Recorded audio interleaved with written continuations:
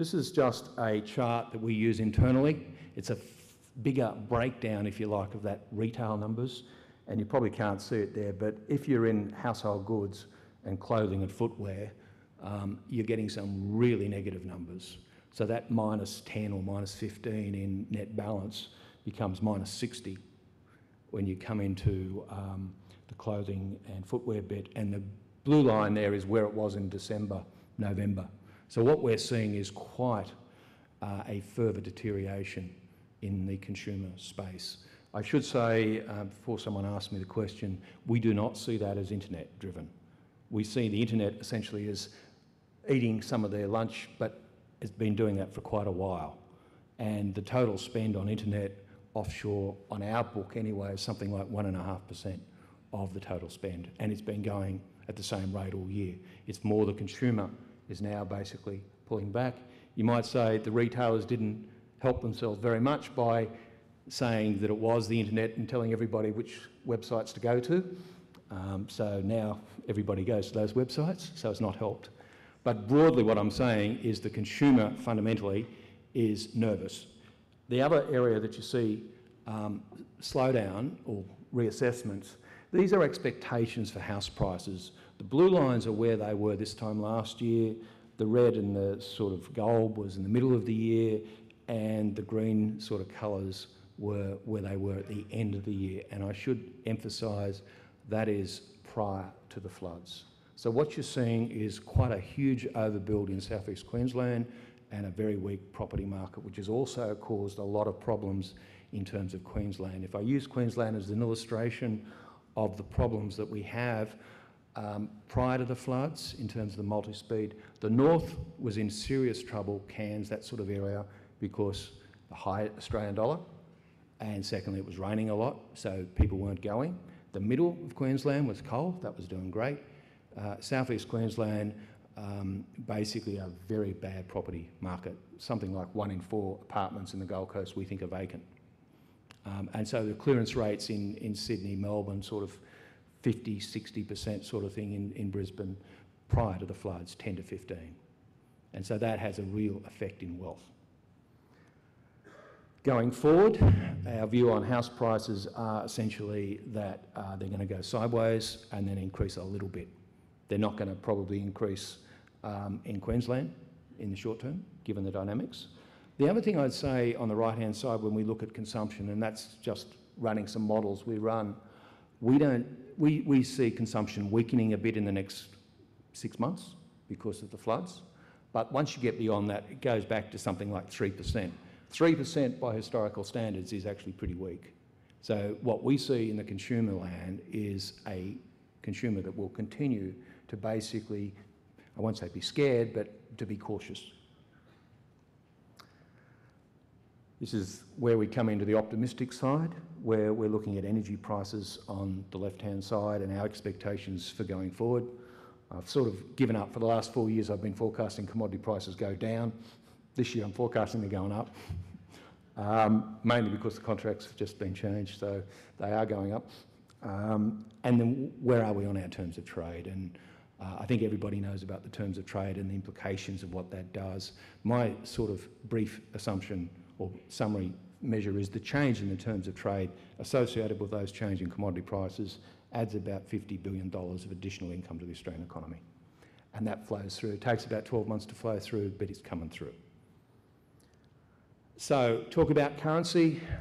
This is a graph I always put up. We have a model that basically the best I can do is plus or minus 5 cents, and if I can get it within plus or minus 5 cents, I'm really happy. This goes back through the float. So the red is basically what the model says, and the blue is the actual. There are times when the model doesn't work. So there's like NASDAQ, where everyone wanted to buy NASDAQ shares, so you needed US dollars. The model wanted 60 odd cents and it was 48. And going into the GFC, when commodity prices came down, everybody basically thought this was going to be the Great Depression Mark II. Turned out it wasn't, and so therefore it came back. What does the model drive on? Fundamentally, it's commodity prices, so think of it as a play on China and global growth going forward and how strong is the local economy.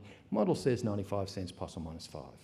So my sort of bottom line is this currency's not going away anytime soon, and so we actually end up with something like 105 in the short term, and then in the medium term we take it back to about 90 cents because we don't have a big slowdown fundamentally in commodity prices. So again, that's pretty similar in terms of currency forecast as what ABARES is talking about. This is my most optimistic chart for Australia. It's basically engineering work done, or still to be done. In other words, you've started but you haven't finished. So the black is mining, and the black says it's $60 billion of spending still to go. And on the right-hand side, the black is mining, which says if they stop now, they've still got 30 months worth of work to do, of stuff they've started.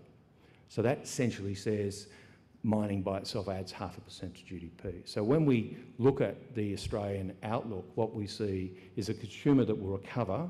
We see a rebuilding of what's been destroyed, and we see this mining flow coming through. And as I said, econometrically, we think it takes about 12 months for these effects to start off in the miners and then spread right across the economy. So this is just our forecast, and again, you know, we're probably going to be wrong tomorrow, but we've got a 0.4 and could be higher. But the bottom line is, in the short term, you basically, in the bars there, don't have much in the March quarter, and you could even have a negative. Then, once you get on the other side, you're growing at more than 1% per quarter. So that's really picking up a lot in terms of GDP. In terms of prices for the Reserve Bank, if you've got a retail sector that is really struggling, you've got a lot of discounting. So that's our measure of retail prices, and basically it's not doing anything. So yes, you will get fruit and veggie prices going through the roof associated with the floods, and yes, you will get inflation.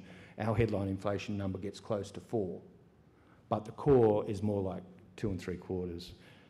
In terms of the short term, I think the Reserve Bank will be looking through the temporary effects. They will be sitting around worried about how big the hole is, but what they're really saying is once you get beyond that, you've got an economy with an unemployment rate at 5 that's going to be growing in excess of 4, which means unemployment is basically going to be 4.5. Now, if you believe, as they do, that once you get below 5, you start to generate wage pressures, then I think they basically still expect that they're going to do some more. Our forecast for what they're worth is that we think they're going to do 50 basis points timing. We don't know. Our assumptions are somewhere in the middle of the year, and then towards the end of the year. If the hole's bigger and inflation is lower, they might not start to the end of the year and finish it off. But I think you should assume 50 basis points or so in the next 6 to 9 months. And so this is sort of a summary of our various forecasts.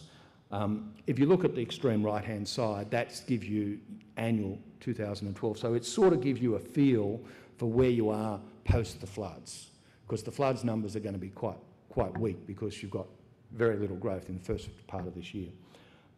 But what have you got? You've got an economy growing at 4, you've got employment growing at 2, you've got unemployment around 4.5, and you've got inflation towards the top end of the target. So that's why we also have a cash rate 0.5 point higher than where we are today.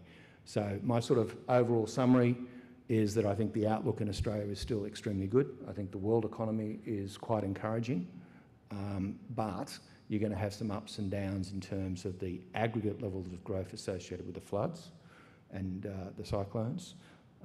But also the other thing to remember is one of the big things you're going to have to manage is this multi-speed economy, because the miners don't care if rates go up 0.5% and they don't care if the currency's at 105, but manufacturing and retail do, and that's very difficult. Thank you.